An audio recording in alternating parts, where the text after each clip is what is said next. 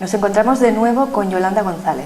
Ella es psicóloga, especialista en clínica de adultos y formadora en promoción de la salud y prevención infantil, y autora del libro Amar sin miedo a malcriar, que ya va por la 6ª edición, por algo será, ¿eh? Hola Yolanda, de nuevo, bienvenida. Hola. Gracias. Vamos a seguir la charla, estoy deseando, porque hemos dejado una a medias, estamos continuando con ella. Hacemos una breve presentación de nuevo para que los que no han visto el vídeo anterior sepan que hay un vídeo anterior y que sepan de tu currículum, que tiene un currículum extensísimo. En el vídeo anterior podéis consultarlo si estáis interesados en ello. Y vamos a continuar con el tema que nos quedamos, que era la escolarización. ¿Cómo, cuándo escolarizar? Escolarización, socialización. ¿Cómo empezamos con este tema?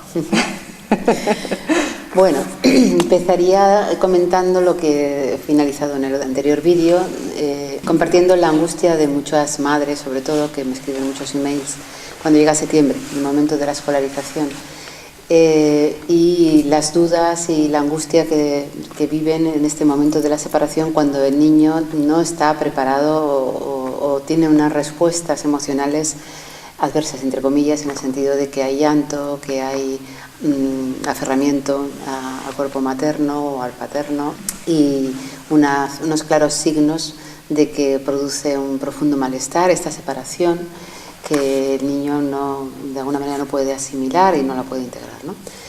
Es por esto, precisamente por esta demanda tan exhaustiva, como formadora que he sido de educadores infantiles y también de padres, de profesionales, que me he planteado escribir el libro que estoy escribiendo para, de alguna forma, desculpabilizar a estas madres que se cuestionan hasta qué punto tienen que ceder a la presión social, sobre todo cuando no tienen ninguna necesidad de llevarlos, porque ocurre a veces que no hay necesidad.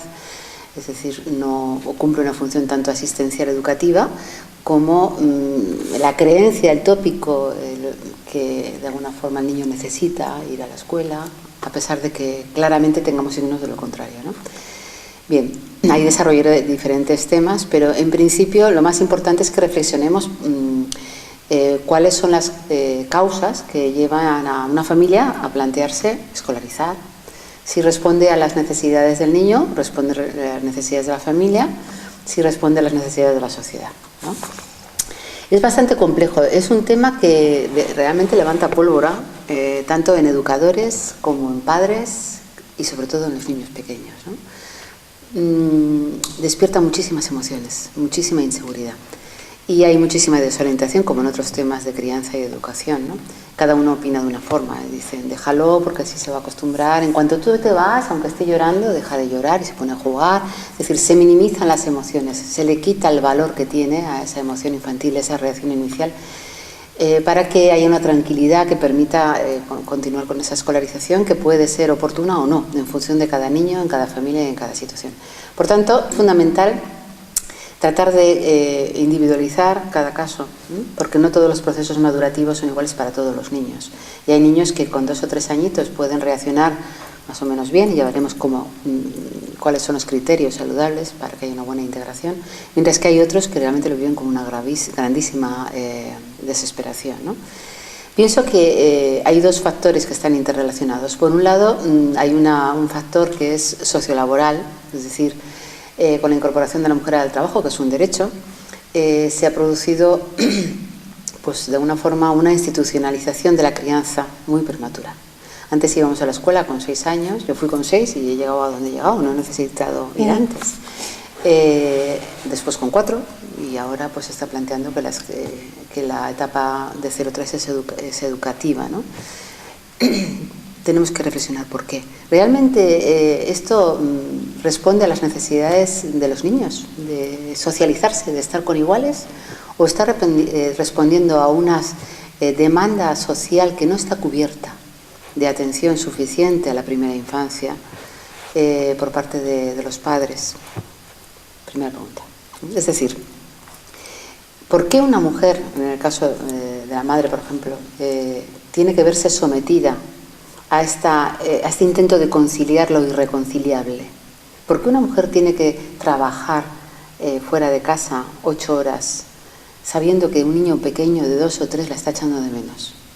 cuando ella lo que está deseando es estar junto a su hijo. Por supuesto que hay mujeres que prefieren llevarles a la guardería cuando tienen 4 o 5 meses porque le han dicho que es lo mejor, que ya veremos si es así, pero hay otras que no. Entonces, ¿por qué se tienen que ver obligadas a esto, no?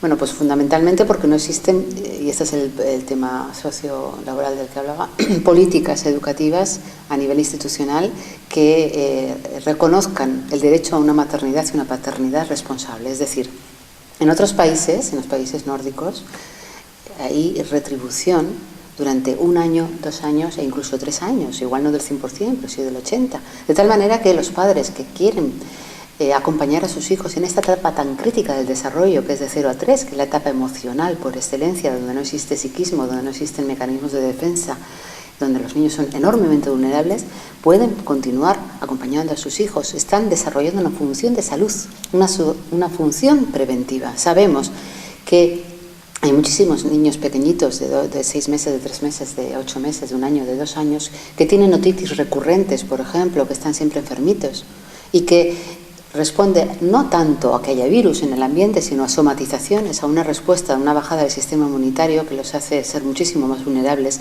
porque están siendo deprimidos. Realmente su sistema inmunitario está siendo deprimido, ¿no? Ante la ausencia de la figura de referencia que le da seguridad, el vínculo afectivo que puede ser la madre o el padre, ¿no? Por tanto, tenemos que plantearnos que el primer gran error de la sociedad es que no valora suficientemente la maternidad y la paternidad y que además no sabe que es muchísimo más rentable retribuir económicamente a una madre, a un padre, para que permanezca junto a sus hijos durante esta etapa tan crítica del desarrollo, que hacer guarderías para todos. Es muchísimo más caro. Hay gente que ha estado haciendo cálculos, realmente los primeros que se hicieron fueron en la antigua Checoslovaquia y salía mucho más caro crear guarderías para todos que retribuir a una mujer durante 1 año o a un hombre. Con lo cual, no tiene ningún sentido, es un gasto muchas veces innecesario. Me refiero de 0 a 3 añitos, ¿no?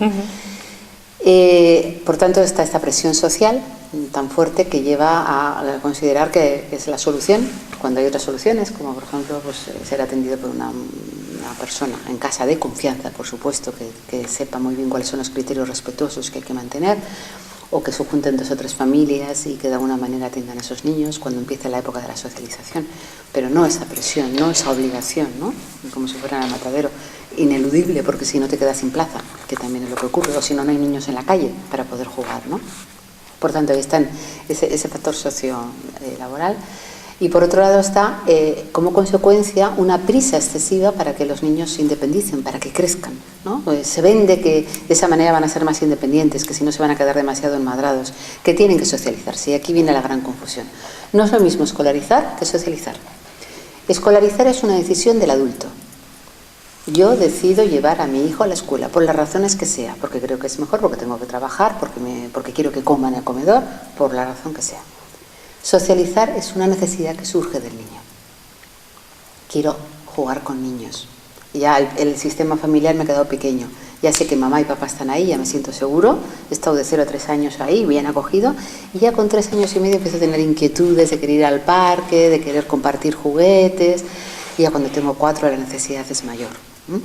Entonces, escolarizar y socializar son 2 conceptos diferentes. Si escolarizamos, las respuestas pueden ser adversas, si es que el niño no está madurativamente preparado para esa separación, porque desgraciadamente hay separación en la mayoría de los centros, porque los periodos de adaptación son insuficientes, como veremos luego.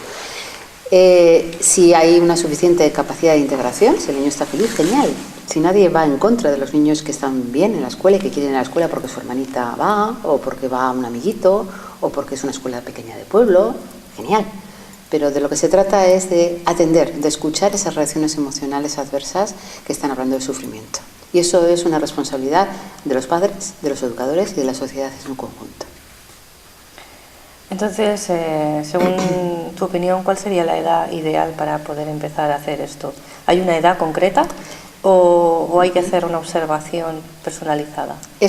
Por supuesto, es una observación individualizada. Cada niño es un mundo, no es lo mismo un niño que ha entrado en la guardería, por ejemplo, en las escuelas infantiles, porque ahora se llaman así, de 0 a 3 añitos, y que está habituado a pasar de mano en mano, por ejemplo, y que ha cogido una dinámica, aunque hay muchos de ellos que se han adaptado más o menos bien, pero sin embargo cuando pasan al ciclo de 3-6 años tienen reacciones adversas porque era una pseudoadaptación anterior, ¿no? Entonces, cada niño es un mundo, hay que observar. No podemos decir, para todos lo que hay que hacer es esto.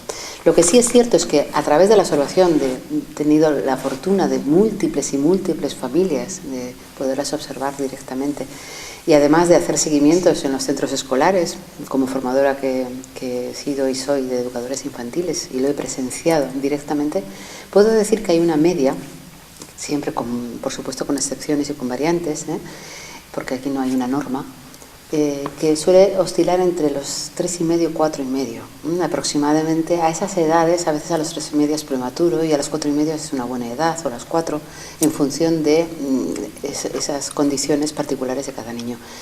En los niños que no han sido nunca escolarizados. Hacia esa edad aparece un fuerte sentimiento de socialización, de que los niños quieren otros niños, que se sienten ya importantes, que ya van a la escuela.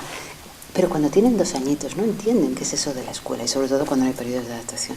No entienden que su mamá salga por la puerta, no entienden eso de compartir con otros o quedarse sentados o jugar a no sé qué con una persona que se extraña. Suele ser más difícil. ¿Un año puede marcar una diferencia importante en esto? Muchísimo. Hay 2 franjas evolutivas importantes, de 0 a 3 y de 3 a 7, emocionalmente hablando. De 0 a 3 los niños, a pesar de que los 2 empiezan ya a tener un discurso verbal, muchas veces no está integrado, no se comprende en profundidad. Hablan, están experimentando con las palabras, pero no han pasado por la experiencia vivida de la palabra para comprenderla en profundidad, no han tenido la experiencia. Tenemos que experimentar las palabras. Si yo no sé lo que es la luz y no la he visto nunca, ya me pueden hablar de la luz en abstracto, que sabré decir luz, pero no la he sentido.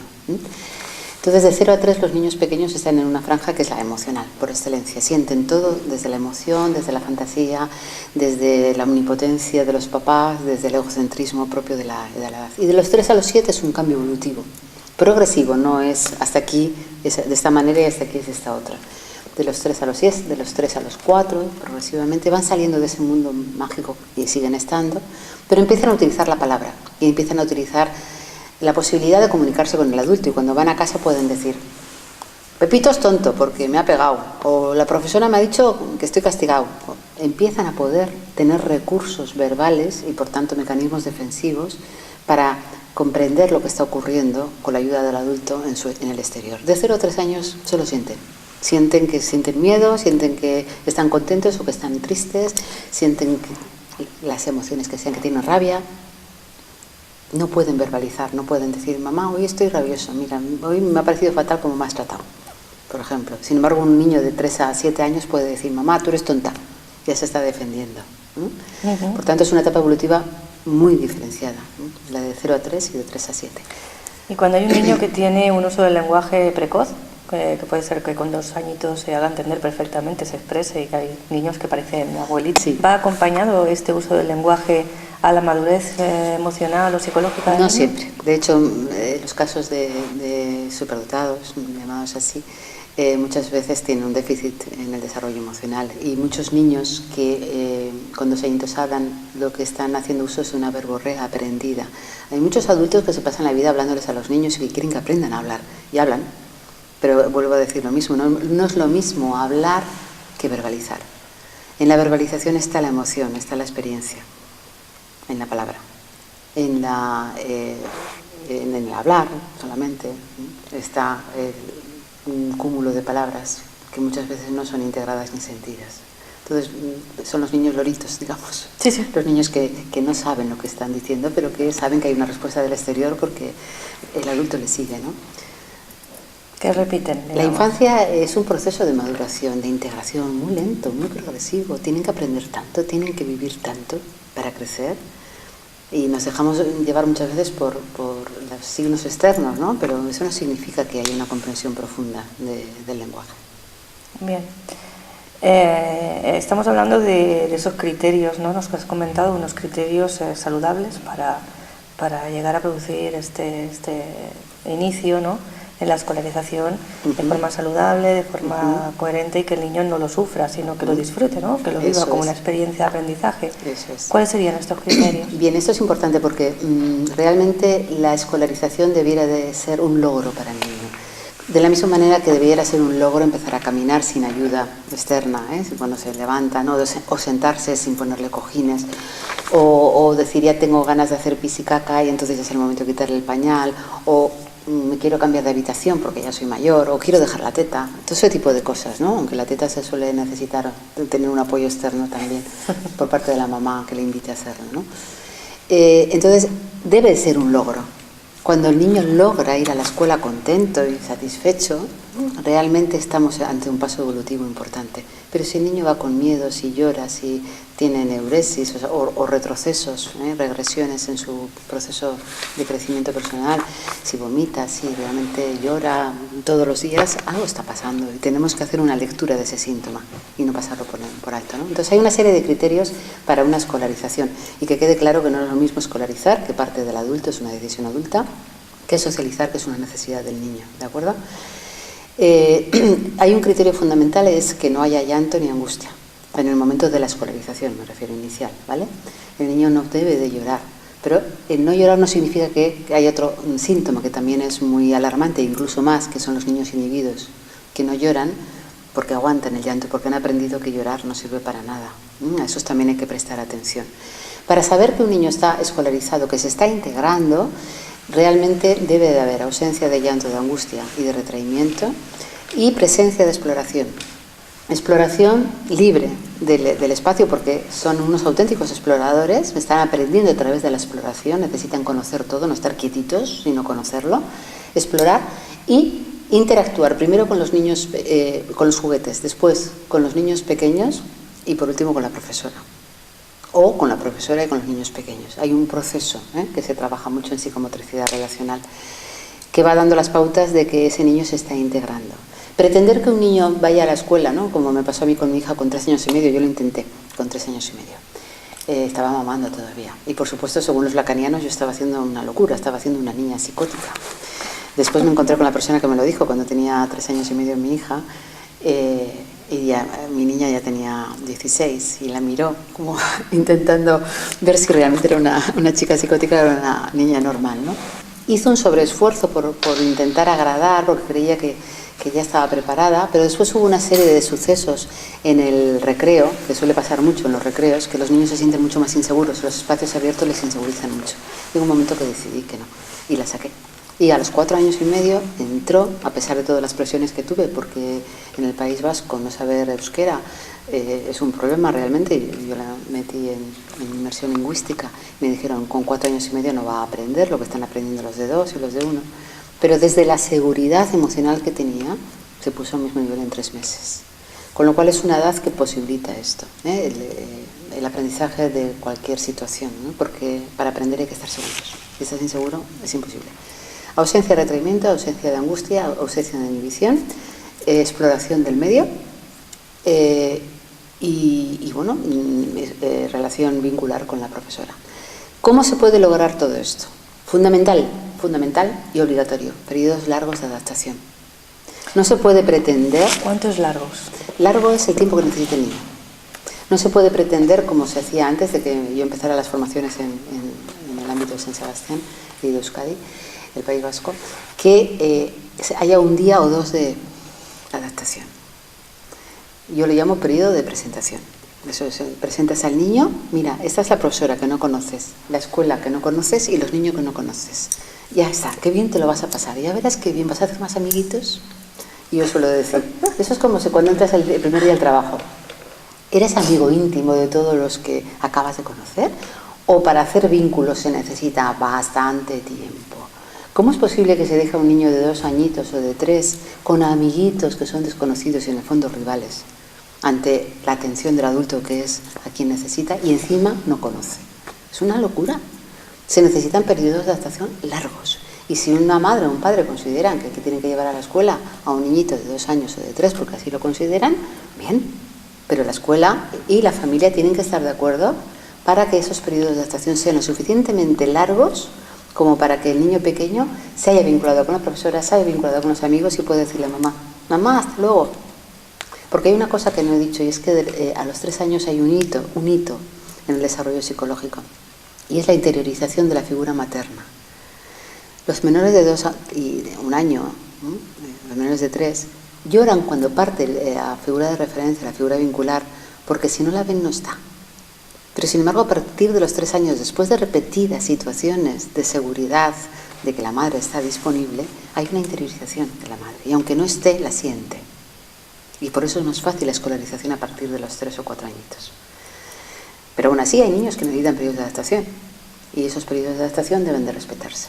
Allí en el norte logramos hacer periodos de adaptación largos, muy largos. Cuando digo largo, digo de mes y medio, de 2 meses y a veces de todo el curso escolar. Claro, la gente que tiene que trabajar dice, pues yo tengo que trabajar.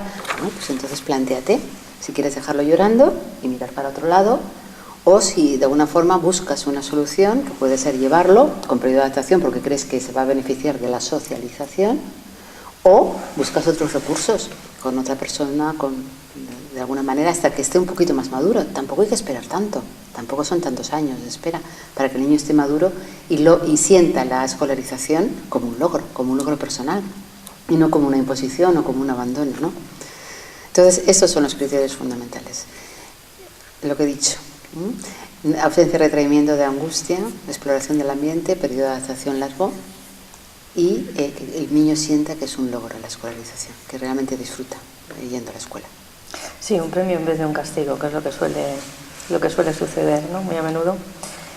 Y esa prisa que hay porque el niño crezca y aprenda a hacer las cosas solo y se vaya a dormir solo y todo lo haga solo y juegue solo y se aguante solo y que no nos moleste. Claro, eso guarda relación con lo que estábamos diciendo antes de el miedo a malcriar, ¿no? Se piensa que son cosas que tiene que ir haciendo solo, como por ejemplo ir a la escuela y quedarse solo, aunque la madre salga llorando, y se interprete que no, el problema lo tienes tú, porque esa es otra. Cuando una madre deja a la criatura solo y ella sale totalmente angustiada, siempre hay alguien, el centro escolar o el psicólogo del centro escolar, que dice, tú tienes un problema con la separación. Cuando realmente lo que está ocurriendo es que el niño está llorando. Otra cosa es que haya madres que también las hay, que digan, ¿y te vas a quedar aquí solito sin mamá? Claro, esas mujeres sí están provocando una respuesta por parte del niño que no corresponde, ¿vale? Pero si la madre va como tiene que ir, convencida, y el niño reacciona de esa manera, estamos hablando de un problema de inmadurez. Entonces, ¿qué es lo que ocurre? Que hay mucha prisa para que crezcan, porque los niños realmente pueden constituirse como un estorbo, sino para mis labores, desde que nace. Porque cuando nace ya no me puedo duchar cuando me da la gana, ya no puedo irme a cenar, ya no puedo irme con los amigos.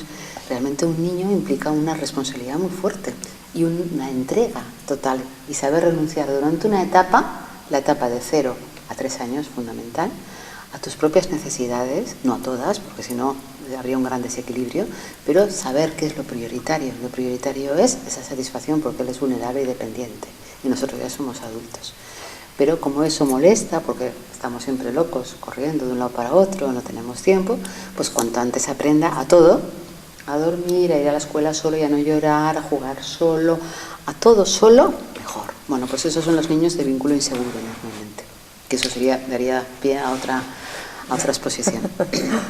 Porque los niños con vínculo seguro tienden siempre a reaccionar buscando la seguridad en la disponibilidad afectiva materno-paterna. Y lloran y protestan si se les deja, si no están seguros.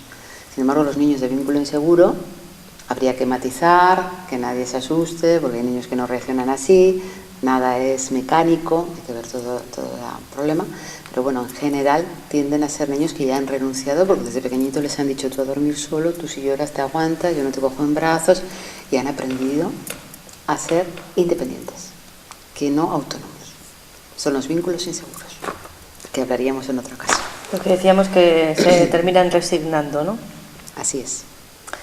Y cuando estaban todos estos casos en que la mamá se va llorando, como yo tenía mis pesadillas, que yo lloraba a un lado de la verja y el niño al otro lado, los dos llorando, se agarraban las rejas, cosas de ese tipo, ¿no? O sea, que no sería tan exagerado, ¿no? Porque ya sabemos que los sueños son sueños.